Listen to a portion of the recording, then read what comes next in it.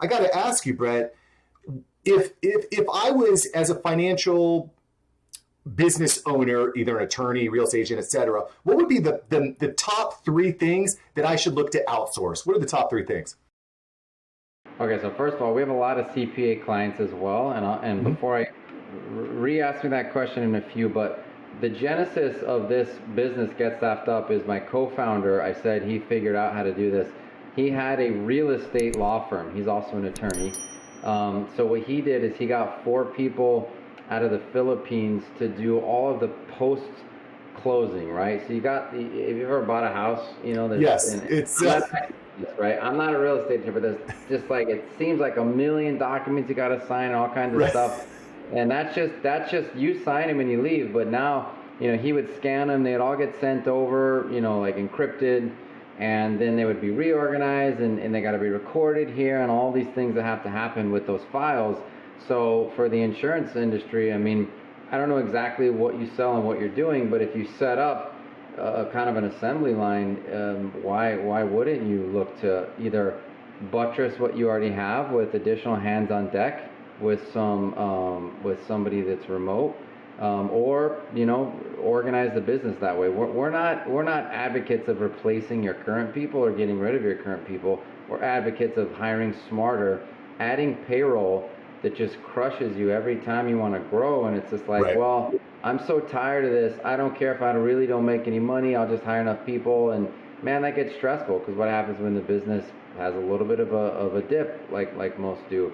So anyway, that's kind of my point is that so many businesses can systematize things and have people remotely working those systems. Now, the top 3 things though that we do, so marketing assistants, right? Most business people have 100 new marketing ideas before they finish their shower in the morning, right? But what happens, like, that's a good idea, I'll get to it. That book, that story, that speech, all those things, we'll get to it. Well, guess what? Unless you get things off your plate, you will never get to it. And our trademark phrase here is delegate your way to freedom. Free yourself up to do the things you want to do. When you hire an in like domestic US-based marketing assistant, you're paying pretty big money. And so it's hard to find ways, because marketing, you're throwing things at a wall and you have all these ideas, but you don't know what works and then it doesn't, right? Why not have somebody who's educated, smart, fun, energetic? They just happen to live in a different part of the world, so they cost less, right? So And when we're talking, I want to just kind of clarify something here, because you're 100% right. The cost savings is enormous. It is immense. I cannot stress how much money you can save by outsourcing these types of job positions. But when we talk about marketing, to your point, it's very easy for us to get caught up working in our business day in, day out. So offloading the marketing, I believe really strongly in that. When we talk about marketing, are you talking about content creation for social, or are we talking about paid advertising on Facebook? What are we referring to when we talk marketing? All right, so marketing is something, if you're going to hire a marketing, like a chief marketing officer, somebody who's really going to come in and take the vision and run with it, Yep. to me, that's not something you outsource or that you do offshore. We're talking about marketing assistants. We're talking about doers, people that are going to do all the things that you need to do. One of the last things that a business owner should give up is the visionary part of the business, right? It's still your message, it's still your voice. So we're talking about delegating all of the little tasks, social media, content creation. And then you create ads on Facebook and LinkedIn, right? And you can promote those ads. You can run those things. Talking about email newsletters. We're saying, find me 50 Rotary clubs in the state of Florida and send them my new book and see if they'll have me as a speaker, because I'm an estate planning attorney and I want to target older people. And, some of those civic clubs have older people. I need a one sheet created. I'm going to try to get on podcasts. So many things that just take so much time. And yeah, you can go on Fiverr and hire someone, but it takes you just as long to go explain to someone who's not in your business. So for a set flat fee every month, you could pay us for an amazing marketing person. By the way, video, Trembly Law Firm, we have our own in-house video person. So everything we do, she's with me on Zoom. I record for a few hours, and now we have all this content that goes out, right? Because she's splicing it up. She's doing it exactly how we've told her to do with our branding and our logos.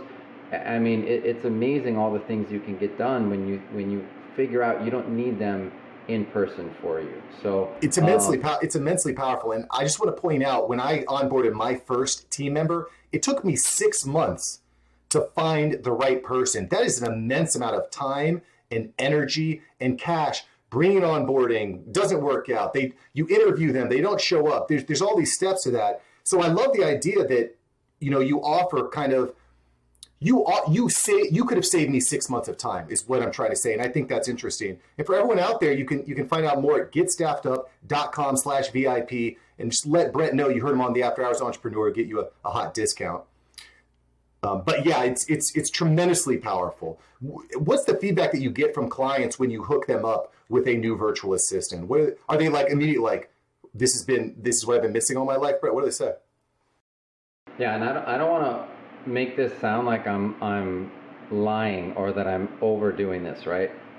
But we have the dream situation going on. We are growing like wildfire, and 80% of it is by referral from our own clients. Wow. Like, you know how hard it is as a law firm to create raving fans and raving clients? With this business, right? It's like, where's this been my whole life? This is a no-brainer. By the way, we have a lifetime replacement guarantee. I hate that sounds like we're a tire dealership, but if someone leaves, it's going to take you 6 months to 9 months on your own to find someone else. If someone leaves and you're working with us, we replace them for you at no cost, usually within 2 weeks. And so you talk about the time that we're saving people. So for all these reasons, our business is growing by client referral, because they're saying, hey, I found this amazing person, talk to this company. And they're like, holy, you know what? Why didn't I find this 10 years ago? Which is what a lot of people tell us. So to answer your question directly, yeah, we have raving fans, and I never knew that term. I knew the raving fan idea, but I didn't know that it actually could exist until we started running this company.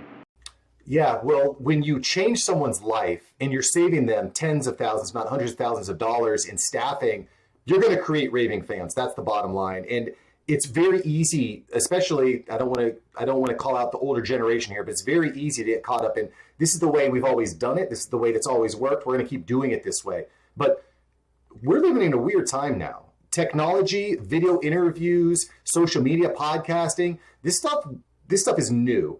So I love the idea that you're experimenting and finding new solutions for these traditional industries that are very kind of steadfast in the way that they operate. I love the innovation. So I want to go back to a question we just looked at, Brett. We talked a little bit about what we should be looking to outsource first. We talked about bringing on marketing and social media help. What else should we be looking to outsource? Yeah, so you said what are the top three things, right? Marketing's probably the third thing. The first thing is you're doing so much as a business owner, as an entrepreneur, that you don't realize is getting in the way of you growing your business, right? Right. In order to be more, you need to do less. So if you write down all the things you do in a week, and then you take a highlighter, let's say you take a pink highlighter, like everything I hate doing, take a yellow highlighter, everything that takes too much time that I don't, that's getting in the way, that's your delegation list, because people always ask where to start. Hire, right. And there's domestic, but again, they're like $40 an hour, and you hire, 10 hours here, and now this next week you need 20, but then you're like, do they really work? Stop messing around with part-time. Go all in. Our company, we only do full-time staffing. We don't play time Tetris with people's time. And I also want to reiterate too, or maybe even just stay for the first time, most of our people come from Latin America. And we're even finding English as a primary language out of some different countries now. But you have to speak incredible English to work for our company. Right. This year, we're going to have 100,000 people apply to work at our company. That's the kind of infrastructure we built in 3 years, and where all of our money just pours back into building this infrastructure, mostly in Latin America. And we're going to place about 500. So that's, 0.05%. That's how we find the best of the best, and we hang our hat on finding amazing people, not on being the cheapest. Thank you so much for watching. I'm glad you enjoyed this episode. I've got several other episodes right here for you. Smash one of these videos to make sure that you don't miss out on the tips, tools, and tactics of industry experts. Let's take that side hustle full time. Smash one of these links.